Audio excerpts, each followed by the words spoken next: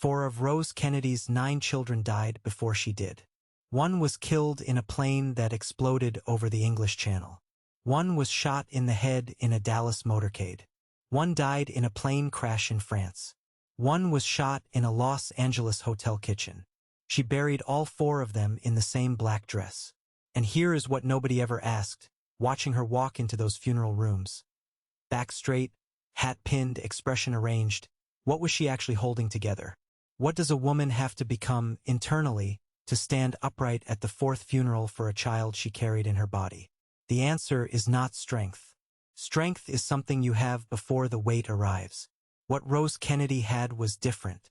She had been carrying weight since 1914, weight that was packed deliberately, piece by piece, by the people who were supposed to love her most, and she had learned to walk with it so evenly that the cameras never caught the lean. This is the story of what Rose Kennedy was carrying. Not what happened to her, what she was made to hold, and how precisely and by whom every item in that weight was placed. Nobody offered to take any of it. She walked in, back straight, hat pinned, and she carried it anyway.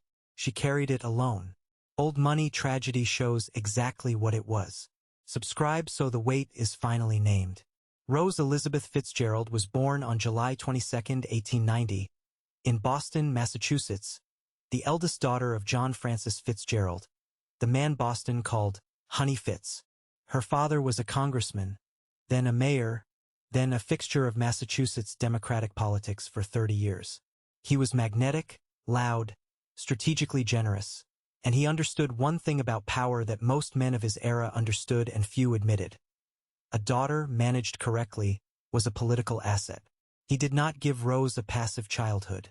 He gave her a prepared one.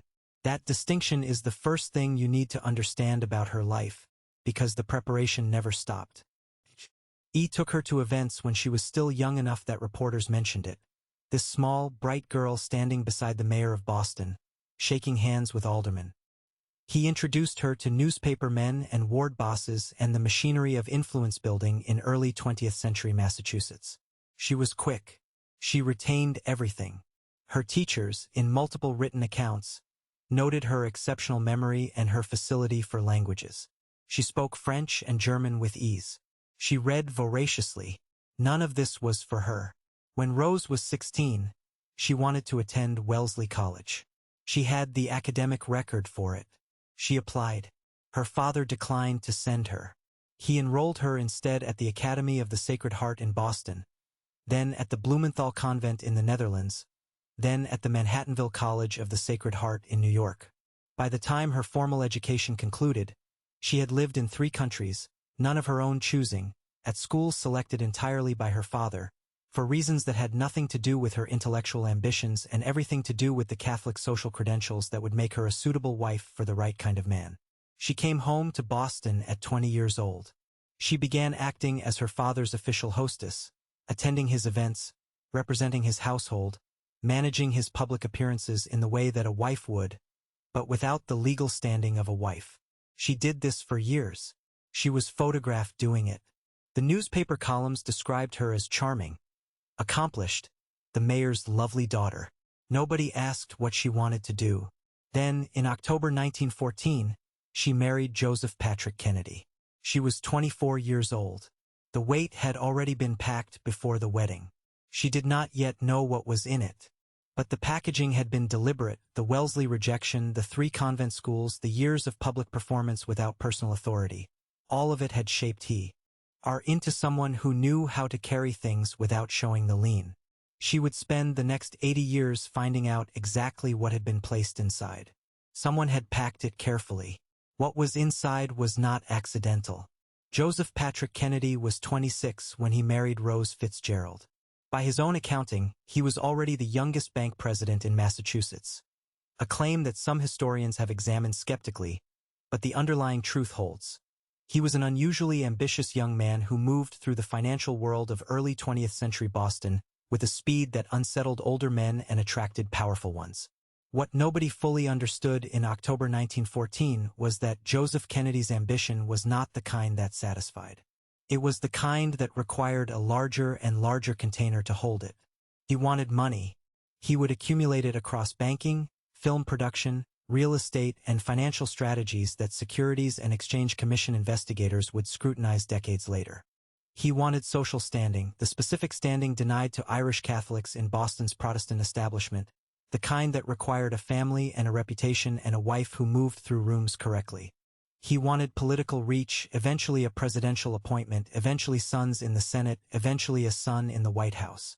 He wanted, most specifically, to build something that would outlast him. Rose was not a partner in this project. She was the architecture through which it would be built and displayed. Between 1915 and 1932, she bore him 9 children. Joseph Patrick Jr. in 1915, John Fitzgerald in 1917, Rosemary in 1918, Kathleen in 1920, Eunice in 1921, Patricia in 1924, Robert Francis in 1925, Jean and in 1928, Edward Moore in 1932, 9 children in 17 years. She also ran the household, a substantial operation involving domestic staff across multiple residences in Brookline, then Riverdale in the Bronx, and Bronxville, then the summer compound at Hyannisport in Massachusetts and a winter residence in Palm Beach. She managed the accounts. She managed the children's medical care, their schooling, their social calendars, the religious observance that was non-negotiable in the Kennedy household. And she kept index cards. This detail appears in nearly every serious account of Rose Kennedy's life, and it deserves a moment. She kept a box of index cards, one for each child, recording their weights and heights at regular intervals, their illnesses, their vaccinations, their medical history. She wrote these cards herself. Not because she had nothing else to do. She had an enormous amount else to do, but because no one else was doing it. She was the record keeper because she was the only one who understood that the records needed keeping. Joseph Kennedy was not often home to keep them. He was in Hollywood. He was in New York. He was in Washington. He was in London. He was, according to multiple documented accounts, with other women. The affairs were not hidden. This matters. Gloria Swanson, the actress and one of the most famous women in America in the 1920s, wrote in her 1980 memoir that Joseph Kennedy had brought her to meet Rose in the family home. Swanson described Rose Kennedy sitting across the table at dinner, speaking graciously, asking appropriate questions, giving no indication of what the seating arrangement meant. Rose spoke to her. Rose served her. Rose gave no ground and revealed nothing. She knew. The historical accounts are consistent on this. She knew about Swanson and, according to various biographers, about others. She had 9 children, a Catholic faith that made divorce not merely difficult but spiritually unthinkable, a father whose political identity was bonded to the Kennedy name, and no income of her own in any legally independent sense. She also had, by around 1920, a practice she would maintain for the rest of her life. She traveled, alone or with a single companion, to Europe, to retreats, to Paris and Rome for weeks at a time. The society columns described these trips as the recreation of a wealthy woman. That description was not wrong. What it missed was the function. She could not leave the marriage, but she could leave the house. She could be, for 3 weeks in France, a woman with opinions and a schedule and no one else's requirements pressing against her from all sides. She came home. She continued. She carried it. What was inside this weight at the end of Act 2 is already heavier than most people carry in a lifetime. And the children were still young. And the worst of it had not yet arrived. The weight that Joseph Kennedy placed on Rose in 1941 was different from every other weight. It was not the weight of neglect or public humiliation or the particular loneliness of a marriage managed at arm's length. This weight was a specific act with a specific target, committed without a single conversation with the woman it would most directly destroy. Rose Marie Kennedy, Rosemary, was born in September 1918. Her birth was complicated in a way that left permanent consequences. The attending nurse, according to multiple historical accounts, held the baby in the birth canal for approximately 2 hours while waiting for the doctor to arrive. The oxygen deprivation during those 2 hours resulted in intellectual disability, the precise nature and degree of which was never clearly defined in public family statements during Rose's lifetime. What is clear is what Rose Kennedy did with that information. She did not send Rosemary away. This requires context. In 1918, and throughout the 1920s and 1930s, families with the Kennedys' resources routinely institutionalized children with intellectual or developmental disabilities. The standard advice from physicians was to place such children in institutions and, in practice, to reduce their presence in family life. Wealthy families had the means to do this quietly, and the social incentive to do it completely. Rose did not do this. She worked with Rosemary herself on reading, on writing, on the social fluency the family's public life demanded. She found specialized tutors.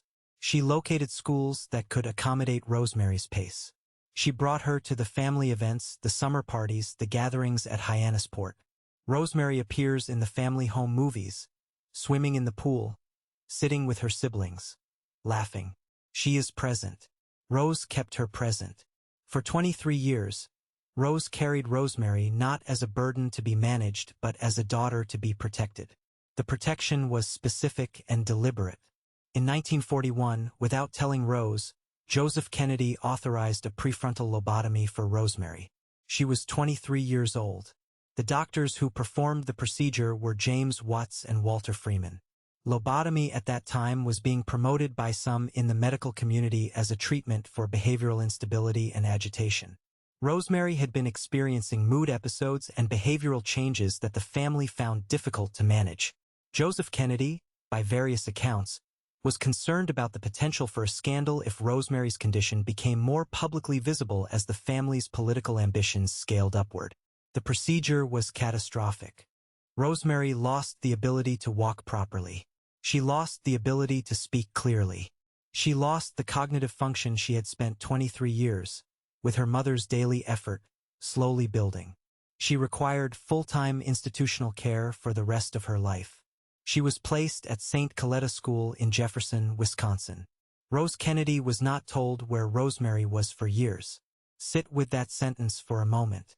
Not that the lobotomy happened, though that is its own horror, but that the woman who had spent 23 years fighting for her daughter's presence in the family, who had kept the index cards and found the tutors and refused the institutionalization that wealthy Catholic families routinely performed, was then not told where her daughter had been placed.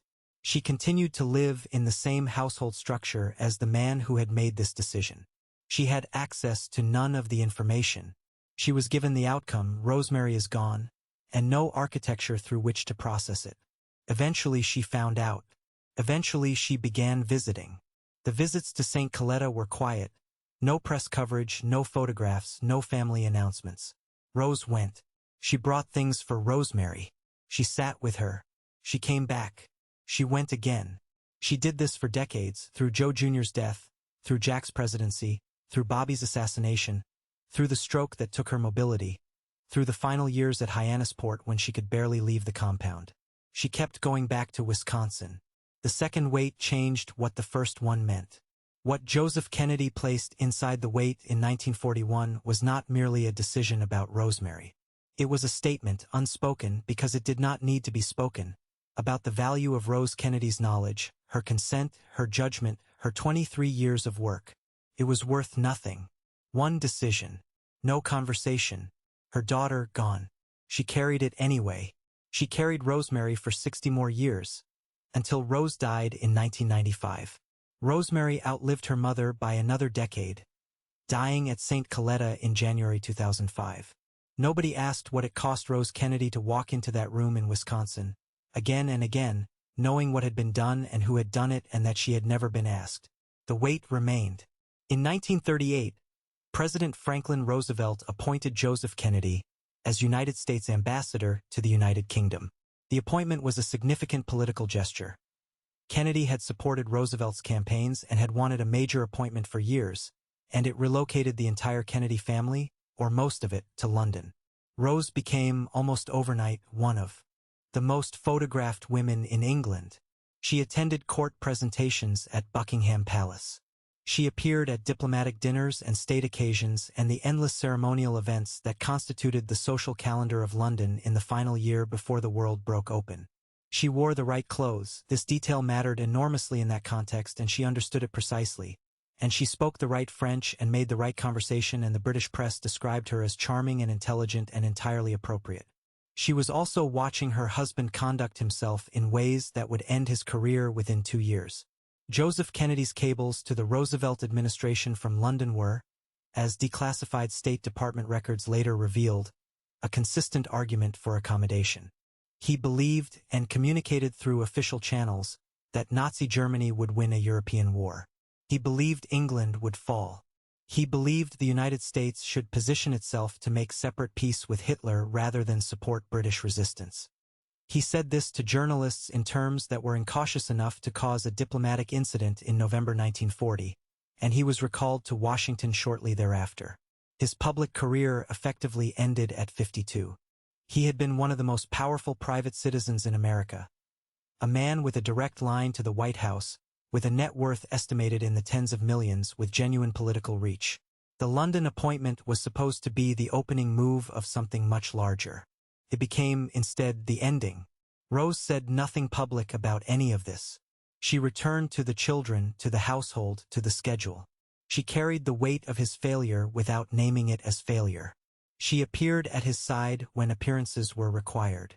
She managed the family's public image in the years that followed with the same discipline she had always managed it. Then the war began in earnest, and two of her sons were in it. Joseph Kennedy Jr. had enlisted in the Naval Air Service. He was flying patrol missions over the Atlantic. John Kennedy had joined the Navy and was commanding a patrol torpedo boat in the Pacific.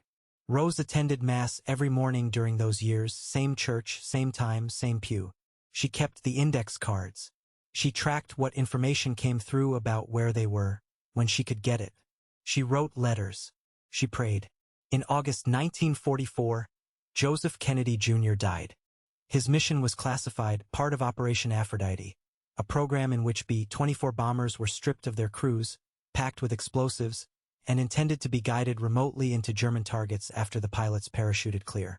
Joe Jr.'s plane, designated as a drone carrier for the mission, detonated prematurely over the English Channel near Beccles, Suffolk. He was 29 years old. They did not find his body. There was nothing to find. Rose Kennedy was 54 years old. She had been carrying weight for 30 years. Now she was carrying this. What was inside this weight was not grief alone, though the grief was real and she carried it for the next 50 years.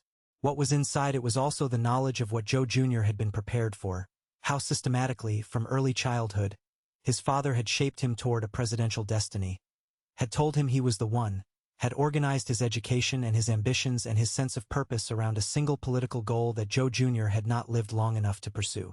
She had watched her son be prepared for a use. She had watched the preparation. She had not been able to stop it. Now the prepared vessel was gone, and there was no body, and the channel where he died was 100 feet deep. She carried it anyway. Kathleen Kennedy, Kick, the family called her, had done something that in 1944 required a specific kind of courage. She had fallen in love with William Cavendish, the Marquis of Hartington, heir to the Duke of Devonshire, and she intended to marry him. The problem, in the eyes of the Kennedy family and the Catholic Church, was that William Cavendish was Protestant. Not nominally Protestant. His family was one of the oldest and most prominently Protestant families in England. Marriage to him meant, under Catholic canon law, marrying outside the faith. It meant the children of the marriage would be raised Protestant. It meant, for a Kennedy daughter in 1944, a degree of religious defiance that was not taken lightly. Joseph Kennedy opposed it. Rose Kennedy was devastated by it. The Catholic Church, through the Archdiocese of Boston, applied pressure directly. Kathleen was counseled, warned, and ultimately could not be moved. She married William Cavendish in a civil ceremony in London in May 1944. Rose Kennedy did not attend the wedding. This fact appears without drama in the historical record, and perhaps that is exactly how it should be read, without drama, because it was not a dramatic decision for Rose. It was a principled one, held at great personal cost. She loved Kathleen. Kathleen was 24 years old and radiant and in love with a man who, by all contemporary accounts, was genuinely worthy of her. Rose did not attend because her faith told her she could not sanction it. She held that position and she paid for it privately, in the specific way that only a mother who missed her daughter's wedding can understand. For months after the wedding, William Cavendish was killed in action in Belgium. Kathleen was a widow at 24. She stayed in England. She built a life there among the Devonshire set, the English aristocracy who had taken her in as one of their own.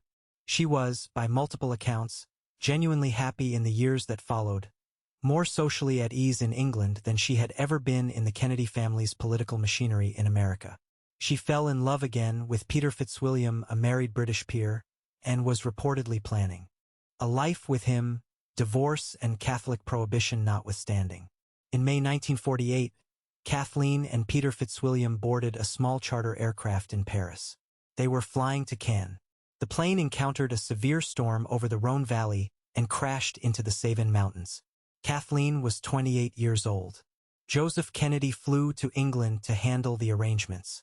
Kathleen was buried in the churchyard at Chatsworth, the Devonshire estate, in Derbyshire, England, far from the Kennedy family plots in Massachusetts, in the country where she had chosen to make her life. Rose Kennedy attended the funeral alone. No other Kennedy family members were present. She stood at her daughter's grave in England, in the churchyard of a Protestant estate, having missed the wedding and arrived at the burial, and she said nothing that anyone recorded. That silence is one of the heaviest things in this story. She had carried the weight of not attending the wedding. Now she carried the weight of attending the funeral. Both weights were inside the same case. Both had been placed there by the same set of circumstances. A faith, a family, a structure of obligation that left her, in the end, standing alone at a grave in Derbyshire with no one beside her. She carried it anyway. She came home. She continued. What was inside this weight? That is the part nobody expected. What was inside it was not just Kathleen's death. What was inside it was the knowledge of the wedding she had missed, and the 4 months between the wedding and William Cavendish's death, and the question Rose Kennedy could not have avoided. What would it have cost her to be in that room? And what did it cost her not to be? Nobody asked. She did not say. By November 1963, Rose Kennedy was 73 years old. She had buried 2 children, Joe Jr. in 1944, Kathleen in 1948. She had watched her husband's health decline, had managed Rosemary's situation quietly and alone, had navigated the private realities of a 50-year marriage that bore no resemblance to its public presentation. And she had watched her second son become the 35th President of the United States. After Joe Jr.'s death, Joseph Kennedy Sr. had redirected the presidential project toward John Fitzgerald Kennedy with full deliberation. Jack had not been the designated heir. Joe Jr. had carried that weight. But when Joe Jr. was gone, the weight transferred. Jack's political career was shaped, financed, and to a significant degree engineered by his father, from his congressional race in 1946 through his Senate career through the 1960 presidential campaign. The machinery of Kennedy ambition was extraordinary in its organization, and Rose watched it operate from inside it, as she had always watched, with full knowledge and no power over the direction.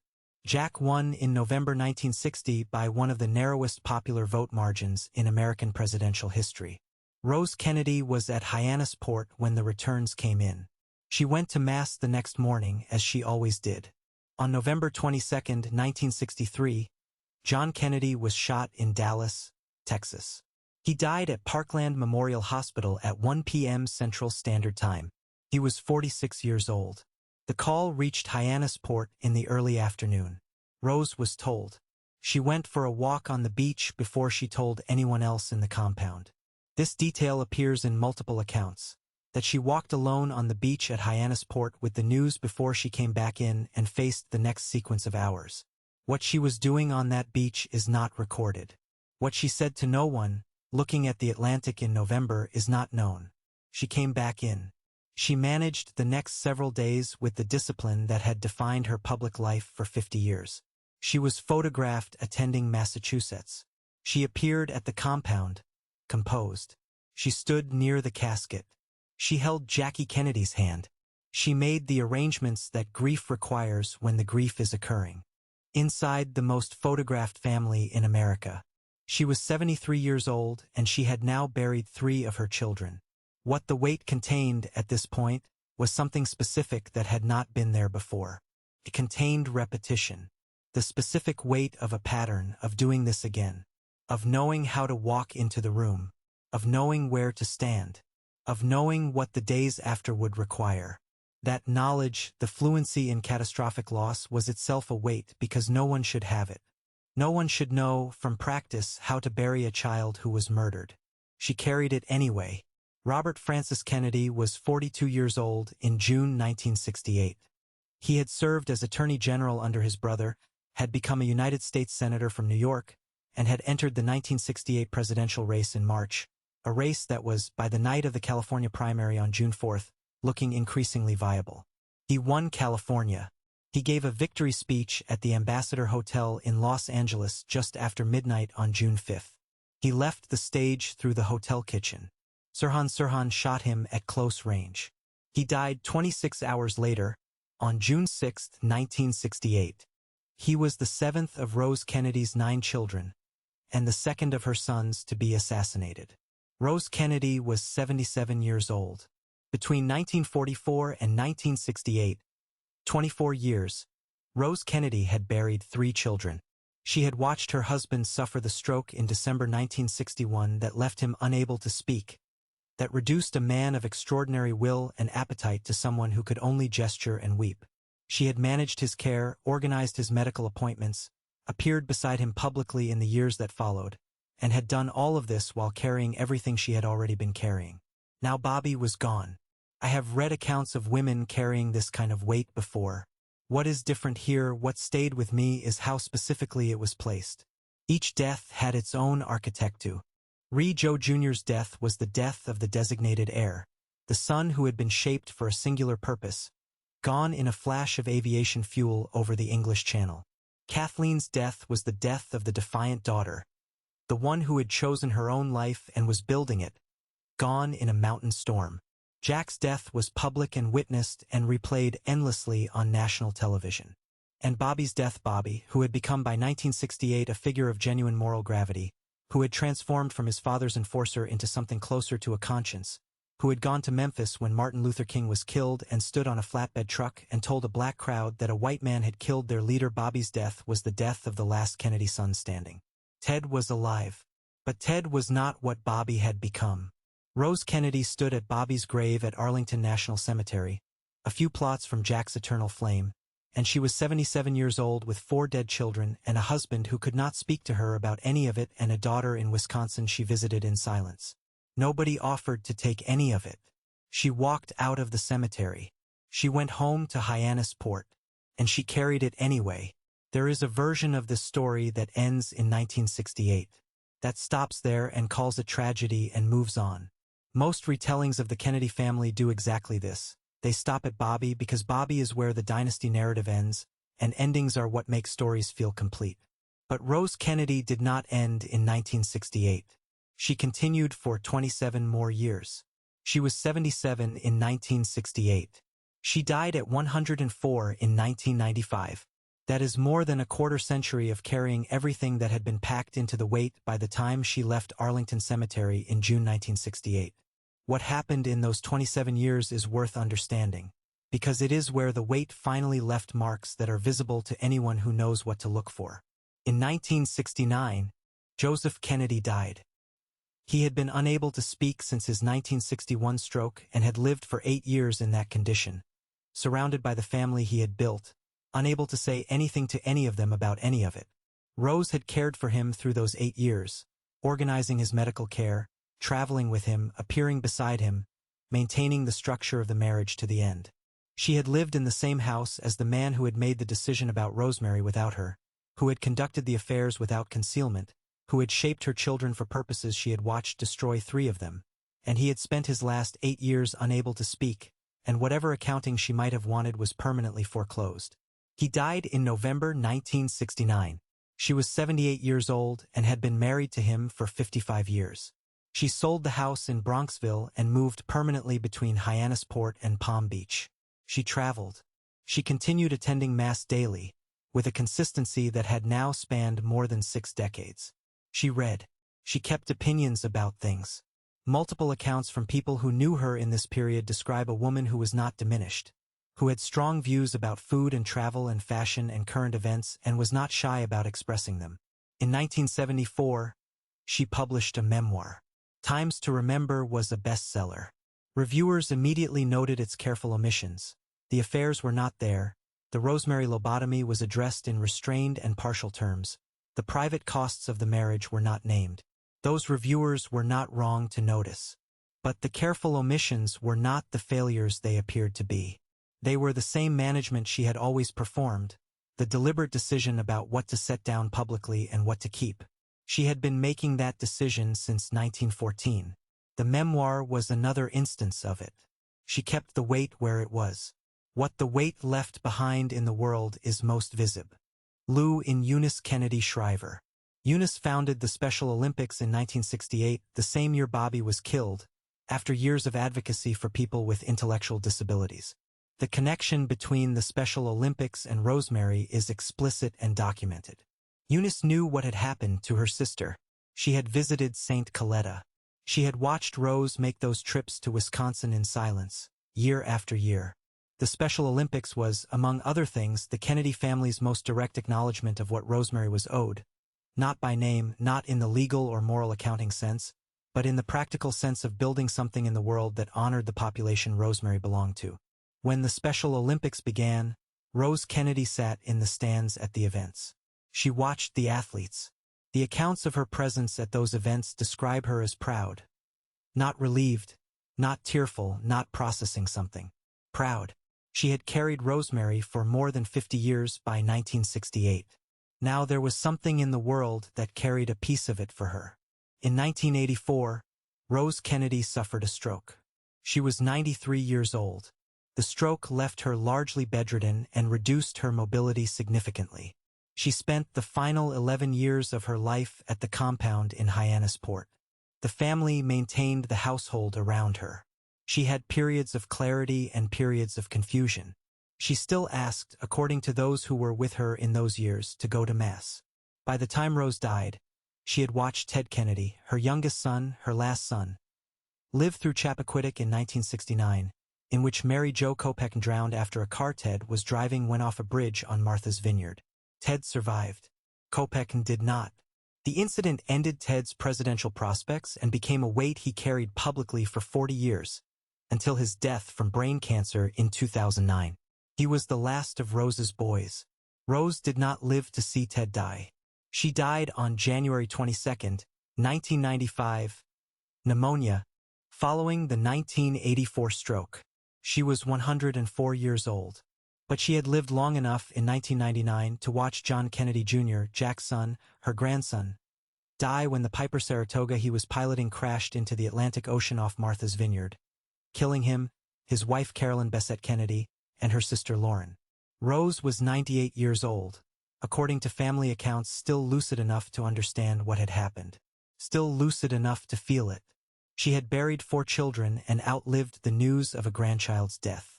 She carried it anyway, all of it, until she was 104 years old. She carried it. Here is what the weight was. All of it named at last. The weight was a father who decided what Rose was for before she was old enough to form her own answer, who replaced Wellesley with convents and replaced her intellectual ambitions with social credentials and sent her into the world prepared for usefulness rather than freedom. The weight was a marriage to a man who treated her knowledge and consent as decorative, who authorized a lobotomy for their daughter without a single conversation, who conducted his affairs without the pretense of discretion, who built a political dynasty on the foundation of her labor and her public composure and gave her no authority over the building. The weight was 9 pregnancies. 9 children she loved specifically, not as Kennedy assets, not as instruments of dynasty, but as people she kept index cards on. Heights, weights, vaccinations, medical histories, written in her own handwriting, because she was the one who kept track. She was always the one who kept track. The weight was 4 of those children dying before her. Joe Jr., 29, in pieces over the English Channel. Kathleen, 28, in a mountain crash in France. The daughter whose wedding Rose missed and whose funeral she attended alone, in England with no family beside her. Jack, 46, shot in a Dallas motor. Cade, his death replayed on national television until the footage was embedded in the consciousness of an entire nation, including his mother. Bobby, 42, shot in a Los Angeles kitchen, the last Kennedy son who had inherited his father's ambition but had learned, somewhere along the way, to use it differently. The weight was Rosemary specifically, not abstractly. The 23 years of refusing to send her away when every social convention of the era said to send her away. The index card with her name on it. The tutors and the schools and the presents kept deliberately in the family photographs. Then the decision made without her. Then the years of not being told where Rosemary was. Then the decades of quiet trips to Jefferson, Wisconsin, that the press did not photograph. Then the going back again and again to sit with a daughter who could no longer speak clearly, in an institution in Wisconsin, carrying the full knowledge of what had been done and who had done it and that she had never been asked. The weight was the performance. The hat pinned correctly, the back straight, the gracious answer given outside the church to the reporter who was waiting. The composure maintained across a century of public appearances in which any crack in the surface would have been photographed and captioned and printed. The performance was not false, she was genuinely composed, in the sense that composed people are genuinely composed, which is to say she had done the internal work and she held it. But it was performance in the sense that it was chosen. Every day she chose to hold the weight in a way that did not show the lean. That choosing, sustained for a century, is its own burden. The weight was her faith, which was both a comfort and a container. She went to Mass every morning for most of a century not because it was required of her in any formal sense but because it was hers. 1 hour. Same church. Same pew. The weight was set down in that room every morning and picked up again when she walked out.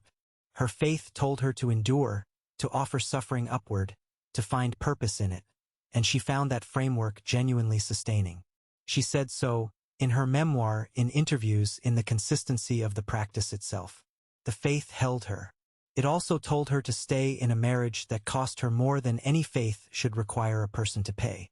What she should never have carried. The silence. The specific, weaponized silence that was placed on her about Rosemary.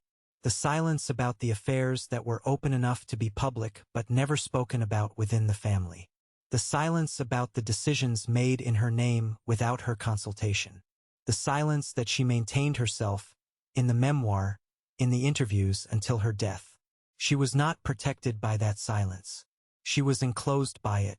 The weight stayed on her shoulders, unnamed, for 80 years, and when she finally wrote the memoir, she wrote around it, not through it, and the careful omissions were the most honest thing in the book, because they showed exactly where the weight was too heavy to set down even in private. Nobody named it while she was alive. I am naming it now. She was carrying 4 dead children and 1 living child institutionalized in Wisconsin and a marriage conducted for 50 years on terms she did not set and a faith that held her and confined her in equal measure and the knowledge, precise and specific and silent, of exactly what was in the weight and exactly how it had arrived. She was carrying the index cards. She walked into every room the same way, back straight, head up, hat pinned correctly, handbag at the same angle it had always been held. And she was doing this at 54 and at 63 and at 73 and at 77 and at 98 years old, still lucid enough to understand that another one was gone. That is not composure. That is not strength in the soft, inspirational sense that word is usually deployed. At strength means used that way is that the person had something to draw on, some reserve, some support, some help that made the carrying possible. Rose Kennedy drew on her faith. She drew on the trips to France. She drew on Mass every morning.